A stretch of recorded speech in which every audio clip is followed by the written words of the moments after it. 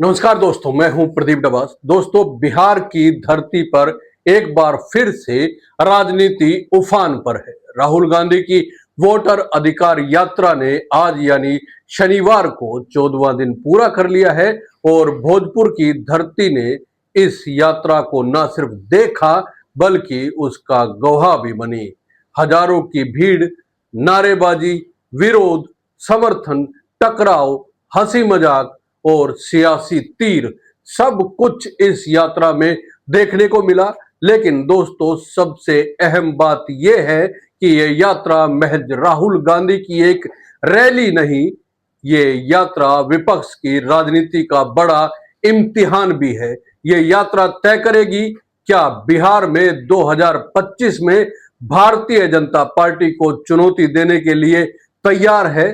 सवाल यह भी है, क्या राहुल गांधी, तेजस्वी यादव और अखिलेश यादव का साथ बिहार में कोई नया समीकरण खड़ा कर पाएगा? दोस्तों, आज भोजपुर में राहुल गांधी की यात्रा पर भारतीय जनता पार्टी कार्यकर्ताओं ने काले झंडे दिखाए, नरेंद्र मोदी जिंदाबाद के नारे लगाए। लेकिन सोचिए, जब माहौल गर्मा सकता था, राहुल गांधी ने उन विरोधियों को फ्लाइंग किस देकर आगे बढ़ गए। ये फ्लाइंग किस एक प्रतीक है, संदेश ये है कि राहुल टकराव से नहीं डरते बल्कि विरोधियों को हंसी मजाक में बदल देते हैं। सवाल उठता है, क्या ये राहुल गांधी का नया अंदाज है? क्या जनता इसे गंभीर राजनीति मानेगी या सिर्फ एक शो ऑफ?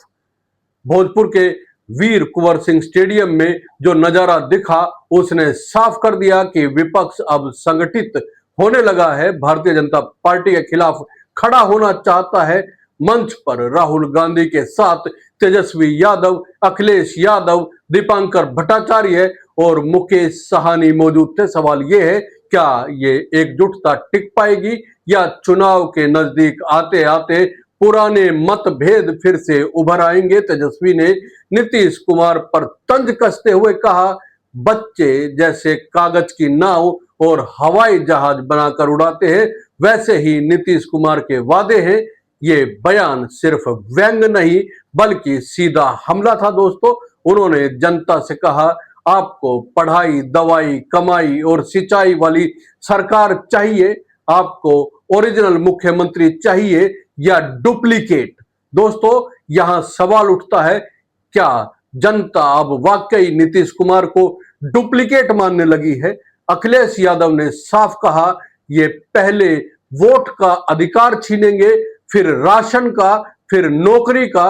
उन्होंने दावा किया कि भारतीय जनता पार्टी का असली एजेंडा जनता को सड़क पर लाना है। उन्होंने यहां तक कहा कि भारतीय जनता पार्टी वाले आज सबसे ज्यादा ट्रंप से डर रहे हैं।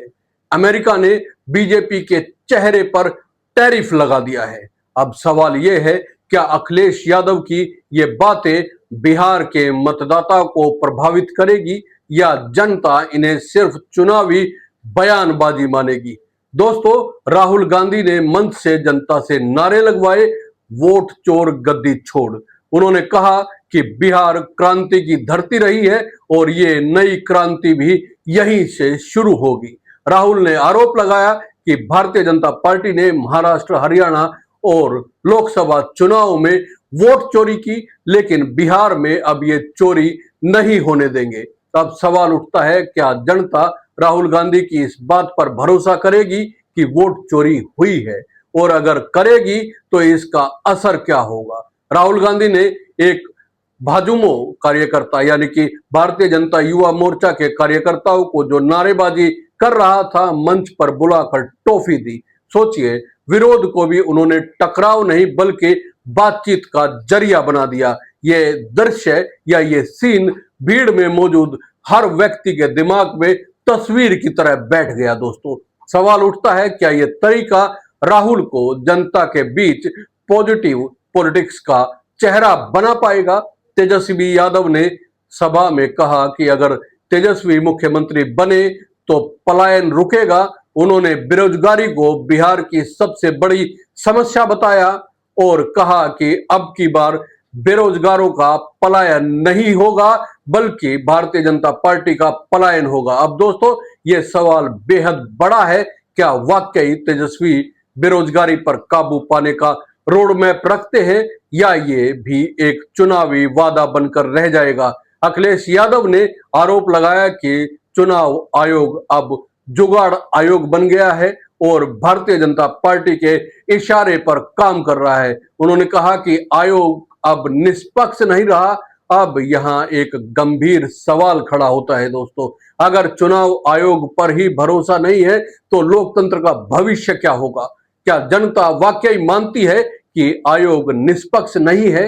मंच पर राहुल, तेजस्वी और अखिलेश का साथ आना विपक्ष के लिए ताकत की तस्वीर पेश करता है, लेकिन सवाल यह है कि क्या यह ताकत वाकई चुनाव तक कायम रह पाएगी? क्या जातीय समीकरणों से भरे बिहार में ये गठजोड़ वोटों में तब्दील हो जाएगा? मनोज झा ने कहा, यह यात्रा अब जनता के दिल में उतर चुकी है, लेकिन क्या जनता सिर्फ दिल से वोट देती है, या जातीय गणित और जमीन पर संगठन की ताकत ज्यादा अहम है?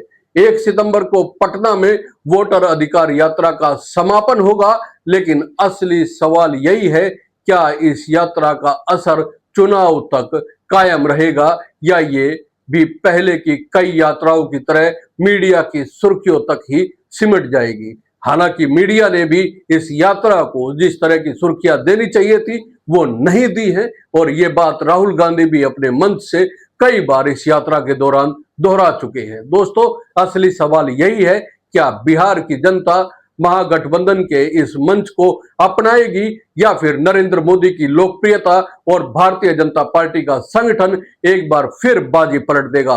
क्या राहुल गांधी, तेजस्वी यादव और अखिलेश यादव का ये गठजोड़ बिहार में नई राजनीति की नींव रखेगा, या फिर ये सिर्फ नारेबाजी, भीड़ जुटाने का एक तरीका बनकर रह जाएगा? दोस्तों, जवाब आपको ही देना है। क्या वाकई बिहार की धरती से एक नई क्रांति शुरू होगी, या फिर भारतीय जनता पार्टी की रणनीति विपक्ष को फिर से मात दे देगी? आपका क्या मानना है दोस्तों, कमेंट करके जरूर बताइए। और ये वीडियो अगर आपको अच्छी लगी है तो लाइक कीजिए, शेयर कीजिए और चैनल को सब्सक्राइब करना ना भूलें। जय हिंद, नमस्कार।